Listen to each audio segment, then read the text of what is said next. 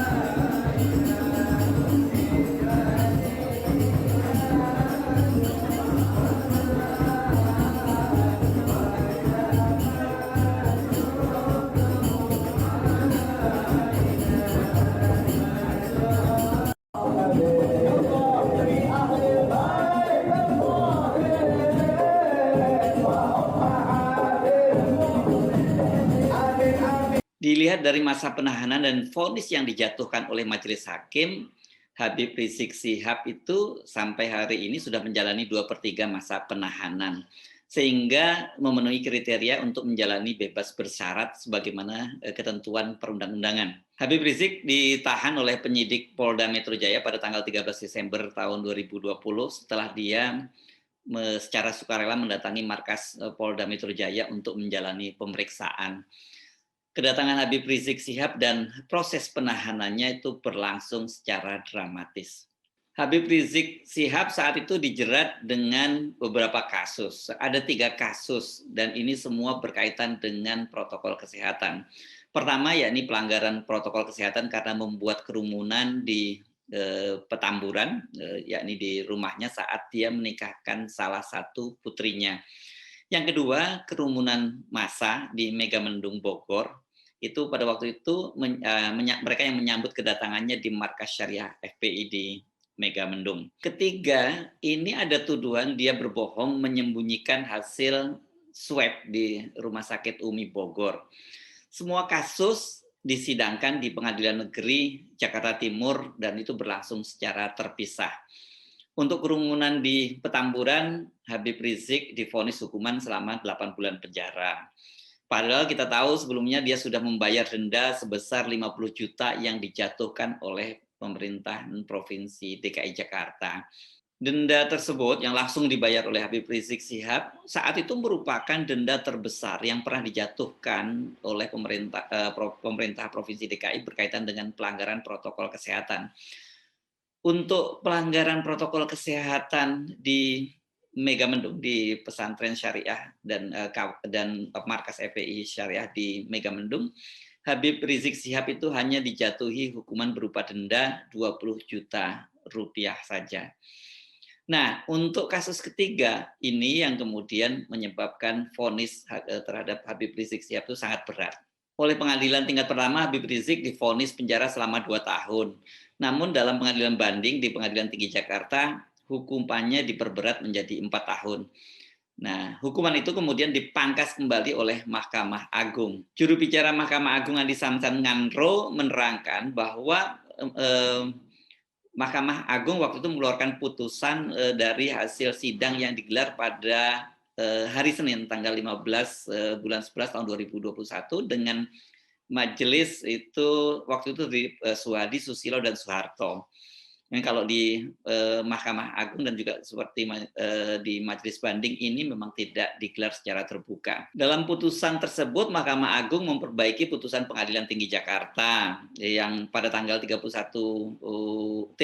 Agustus 2021 mengubah keputusan Pengadilan Negeri Jakarta Timur yang diputuskan pada tanggal 24 Juni. Jadi di Pengadilan Jakarta Timur, pengadilan tingkat pertama divonis 2 tahun, namun pengadilan banding diperberat menjadi 4 tahun. Namun menurut juru bicara Mahkamah Agung Andi Samsan Ngandro, hukuman pidana penjara yang dijatuhkan kepada Habib Rizik itu yang dijatuhkan oleh Pengadilan Negeri Jakarta Timur itu sudah sesuai dan kemudian Mahkamah Agung memutuskan untuk memangkas ya vonis 4 tahun yang dijatuhkan oleh Pengadilan Tinggi. Jadi keputusan Mahkamah Agung ini sama dengan yang diputuskan oleh Pengadilan Negeri Jakarta Timur. Pertimbangan Majelis Kasasi, ini kata Andi Samsan Ngandro, meskipun terdakwa telah terbukti melakukan perbuatan menyiarkan pemberitahuan bohong dengan sengaja menerbitkan keonaran, tetapi hanya terjadi di tataran media massa, ujar Andi Samsan. Nah, pada waktu itu ini menjadi perdebatan karena kriteria menerbitkan keonaran di media massa itu menjadi pertanyaan banyak orang. Apalagi kalau kemudian menyebut salah satunya juga disebutkan media sosial. Karena dalam sidang-sidang seperti di Pengadilan Negeri Jakarta Timur terbukti bahwa akun-akun yang menghebohkan soal pengakuan Habib Rizik Sihab soal swab di Rumah Sakit Umi ini diketahui bahwa ini adalah akun-akun yang selama ini dikelola oleh para buzzer dan memang sengaja menciptakan keonaran di media sosial. Tapi kriteria keonaran di media sosial ini kan yang menjadi debatable, jadi perdebatan dari para ahli hukum. Dengan putusan MA dan masa penahanan serta dikurangi 2 kali remisi ya, kalau kita lihat penahanannya itu Habib Rizik Sihab itu melewati 2 kali Idul Fitri dan 2 peringatan Hari Raya Kemerdekaan RI. Maka dari sisi hitung-hitungannya itu hari ini Habib Rizik Sihab memang sudah bisa menjalani pembebasan bersyarat. Semula Habib Rizik Sihab ini menjalani penahanan di Polda Metro Jaya, tapi kemudian dia dipindahkan ke tahanan Bareskrim Mabes Polri. Banyak yang menanti-nanti kebebasan Habib Rizik Sihab ini, terutama tentu saja bagi jutaan pendukungnya yang selama ini seperti ayam kehilangan induknya ya selama Habib Rizik Sihab menjalani penahanan. Karena bukan hanya Habib Rizik Sihab yang ditahan, kan juga para pimpinan lainnya.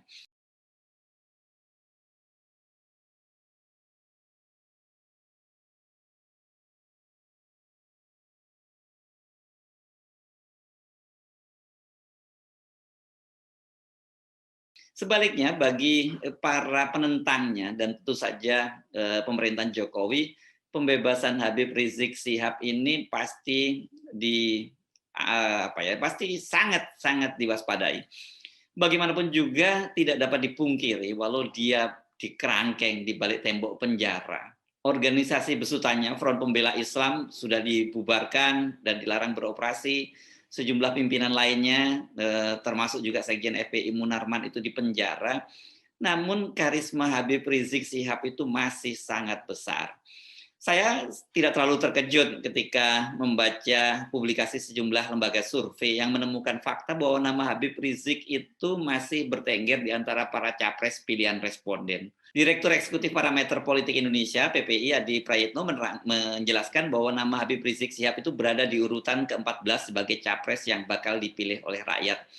Nama Habib ini ini secara spontan disebutkan oleh responden atau yang sering disebut sebagai top of mind. Kan dalam prosedur lembaga survei itu biasanya begitu, tanya secara spontan dan kemudian mereka menyebut namanya, itu disebut sebagai top of mind. Tapi kemudian kalau kemudian disodorkan beberapa pilihan nama, nah biasanya mereka akan memilih salah satu dari nama ini. Dalam top of mind ini secara bebas orang bisa memilih siapapun nama yang ada di benak mereka. Dan ternyata Habib Rizik Syihab masih berada di urutan ke-14. Dan yang sangat menarik, Habib Rizik Syihab itu berada di atas nama-nama beken seperti Erlangga Hartarto, Nadiem Makarim, Sri Mulyani, Erick Thohir, Haritanu Sudibyo, bahkan Gibran Rakabuming, putra dari Pak Jokowi sendiri. Dalam survei yang digelar oleh lembaga yang lain, yakni Lembaga Survei Indonesia, LSI, nama Habib juga kembali muncul. Dia berada di urutan ke-15. Tadi 14, sekarang 15. Dan lagi-lagi dia juga mengalahkan nama-nama beken, termasuk nama Puan Maharani. Habib Rizik juga kembali mengalahkan orang seperti nama-nama seperti Erick Thohir maupun Airlangga Hartarto. Padahal kan kita tahu ya, Puan Maharani, Erick Thohir, dan Airlangga Hartarto itu belakangan ini dalam beberapa tahun terakhir ini kan sudah secara masif melakukan kampanye. Dengan data-data dari lembaga survei tersebut, kita dapat membayangkan betapa masih besarnya sesungguhnya pengaruh dari Habib Rizik Syihab. Berada di dalam tahanan, nggak ngapa-ngapain saja, dia masih berada dalam top of mind, berada dalam benak publik. Sesuai lah ini dengan gelar yang disandangnya Habib, ya Habibi, atau orang yang dicintai. Nah, sekarang kita sampai pada pertanyaan, apa yang akan terjadi dengan pembebasan Habib Rizik Syihab ini? Ada setidaknya empat pilihan ini yang akan terjadi ya. Pertama, ini pilihan jalan dakwah yang selama ini menjadi ciri khas dari Habib Rizik Syihab. Kalau ulama secara umum kan kita taunya amar ma'ruf nahi mungkar. Dan kebanyakan kalau para ulama-ulama lain itu lebih mengedepankan amar ma'rufnya. Sementara yang menjadi ciri khas dari Habib Rizik Syihab itu adalah nahi mungkar. Ini pasti tidak akan ditinggalkan oleh Habib Rizik Syihab. Kedua, ini soal keterlibatan dalam dunia politik. Nah, ini menjadi sangat menarik karena kan Habib Rizik Syihab itu dibebaskan pada tahun-tahun politik menjelang Pilpres 2024. Kalau kita lihat track record-nya pada Pilkada 2017, kan Habib Rizik Syihab ini mendukung Anies Baswedan, dimulai dengan aksi-aksi jutaan orang, aksi 212 yang kemudian melambungkan nama Habib Rizik Syihab sebagai tokoh nasional. Dan pada waktu itu Habib Rizik Syihab kemudian mendukung pasangan Anies Baswedan dan Sandiaga Uno. Inilah kemudian cikal bakalnya kenapa Anies Baswedan sampai sekarang selalu mendapat stigma sebagai pengusung politik aliran. Dan ini saya kira nanti akan dieksploitir lagi, karena itu pasti Anies Baswedan juga akan melakukan kalkulasi yang tepat, apakah dia kemudian akan menunjukkan sikapnya sama seperti ketika Habib Rizik baru kembali dari Arab Saudi. Pada waktu itu kan Anies Baswedan termasuk salah satu tokoh nasional yang paling awal menemui Habib Rizik Syihab di rumahnya di Petamburan ketika dia kembali dari Arab Saudi. Sementara pada Pilpres 2019, Habib Rizik Syihab seperti kita ketahui mendukung Prabowo Subianto dan sangat aktif mengkampanyekannya. Namun dengan pilihan Prabowo sekarang bergabung dengan Presiden Jokowi, masuk dalam kabinet, menjadi Menteri Pertahanan, saya kok hakul yakin ya Habib Rizik Syihab itu tidak akan mendukung kembali Prabowo jika Prabowo maju kembali pada Pilpres tahun 2024. Bagi para politisi, faktor Habib Rizik Syihab ini juga pasti masih akan sangat diperhitungkan ya. Tinggal dikalkulasinya plus minusnya dan kemudian bagaimana kemudian mereka memposisikan diri dalam hubungannya dengan Habib Rizik Syihab.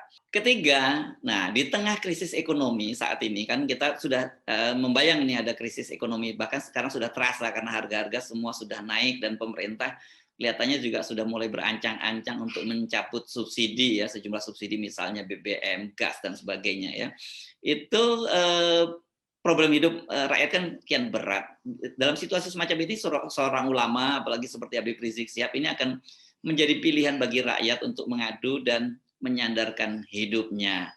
Ini penting biasanya ketika kita menghadapi situasi dalam kehidupan real, kita mengalami jalan buntu, mengalami kesulitan, maka siapa lagi tempat kita mengadu kecuali kepada Allah yang Maha Kuasa. Dan para Habib ini kan bisa dianggap sebagai wasilah gitu ya, perantara antara Allah dengan rakyat yang sedang menderita. Jadi sesungguhnya bagi pemerintah figur seperti Habib Rizik Syihab itu dalam situasi sekarang ini layak dirangkul ya untuk membantu tekanan publik, tekanan kehidupan rakyat sehari-hari. Keempat, nah bagaimana hubungan Habib Rizik Syihab dengan pemerintah? Ini saya kira yang menjadi pertanyaan yang sangat penting dan sekaligus sangat menarik. Sesungguhnya kita tidak terlalu terkejut kalau saja kemudian Habib Rizik Syihab membuka tangan untuk berkomunikasi, bahkan bekerja sama dengan pemerintah. Jangan kemudian ada penilaian bahwa dia melemah setelah menjalani penahanan. Nggak ada itu dalam kamus Habib Rizik Syihab. Tapi apakah kemudian Habib Rizik Syihab bisa bekerja sama dengan pemerintah atau tidak, itu sebenarnya bukan tergantung pada Habib Rizik Syihab, tapi sangat tergantung bagaimana sikap pemerintah. Sebab kita kan tahu tidak lama setelah dia kembali dari Arab Saudi, sesungguhnya Habib Rizik Syihab itu pada waktu itu membuka peluang untuk melakukan rekonsiliasi. Bahkan dia kemudian kan menggelar sebuah forum untuk bertemu dengan tokoh-tokoh di kediamannya di kawasan Petamburan. Namun saat itu kan pemerintah tampaknya memilih jalan keras menghadapi Habib Rizik Syihab dan kemudian dia dikriminalisasi dengan pasal-pasal yang harusnya berkaitan dengan protokol kesehatan dan kemudian berakhir dia di penjara seperti sekarang ini. Jadi menurut saya sekarang ini tinggal bagaimana pemerintah mengkalkulasikan, menghitung-hitung plus minusnya. Apakah tetap akan mencoba mempositioningkan Habib Rizik Syihab sebagai kelompok oposan, kelompok oposisi yang harus terus diwaspadai dan kemudian dicari-cari kembali kesalahannya dan kalau perlu kemudian ditahan lagi sampai Pilpres 2024 berakhir, atau pemerintah kemudian sekarang mencoba pendekatan yang berbeda. Saya sih sebenarnya menyarankan dalam situasi sekarang ini ketika situasi ekonomi kian memburuk dan sebenarnya pemerintahan Jokowi juga sudah mulai ditinggalkan para pendukungnya karena para menteri dan partai-partai pendukung Pak Jokowi sudah masing-masing sibuk mencari melakukan kampanye politik, mencari partner untuk maju pada Pilpres 2024. Ini nggak ada salahnya figur seperti Habib Rizik ini diajak duduk bersama, diajak ngobrol dengan Pak Jokowi. Nah, saya membayangkan kalau tiba-tiba misalnya Habib Rizik Syihab diundang ke istana, tapi mungkin tipikal seperti Habib Rizik ini tidak mau kalau diundang ke istana, atau bertemu dengan Pak Jokowi di sebuah tempat yang netral, bisa dibuat tidak sengaja lah gitu pertemuannya seolah-olah dan foto-fotonya kemudian tersebar ketika keduanya berangkulan, menurut saya ini akan luar biasa indah. Tetapi ini semua juga tentu saja tergantung dari istihad politik dari Habib Rizik Syihab. Ahlan wa sahlan ya Habib Rizik. Wassalamualaikum warahmatullahi wabarakatuh. Saya Hirsbuno Arif dari Forum News Network. Tetap semangat. 0%. Insya Allah saya bersama-sama sama umat akan berusaha sekuat tenaga untuk menjaga dan melindungi umat, akan terus berjuang untuk membela hak-hak umat karena kami adalah umat dan umat adalah kami. Kami tidak akan bergeser dari itu semua ya ikhwan. Semoga Allah Subhanahu wa taala memberikan kemenangan kepada kita semua. Amin ya rabbal alamin. Nah, selanjutnya yang terakhir, akhirnya ingin saya sampaikan di sini Saudara, sebagaimana yang telah saya sampaikan setiba di tanah air waktu saya pulang dari kota suci Makkah, yaitu ayo sama-sama kita gaungkan kembali dan terus menerus, yaitu revolusi akhlak. Revolusi akhlak dengan cara yang berakhlak. Kalau tadi disampaikan oleh tuan guru kita, orang tua kita, yaitu Muallim Kiai Haji Maulana Kamal Yusuf, bagaimana kita punya negeri saat ini Saudara, di mana-mana terjadi kerusakan, di mana-mana ada kemunkaran Saudara, bahkan kebohongan saat ini sudah membudaya. Negeri kita ini lagi darurat kebohongan. Karena itu sekali lagi yang ingin saya sampaikan di sini Saudara, apakah itu darurat kebohongan, apakah itu darurat korupsi, apakah itu darurat kezaliman, apakah itu darurat utang, apakah itu darurat ekonomi dan lain sebagainya, maka kuncinya yuk sama-sama kita obati semua itu dengan revolusi akhlak. Orang kalau akhlaknya baik tidak akan korupsi.